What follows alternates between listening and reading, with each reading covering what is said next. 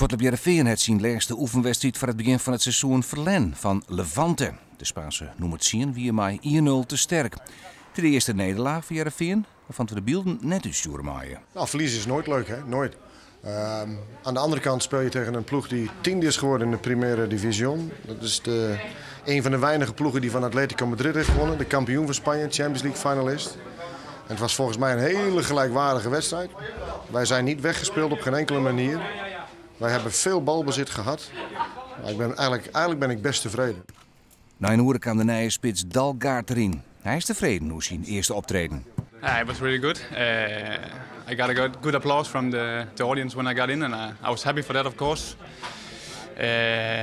Got one big chance, missed it, unfortunately. But it's always nice to start playing. I make some mistakes, but it's the first game, so it's normal, I think.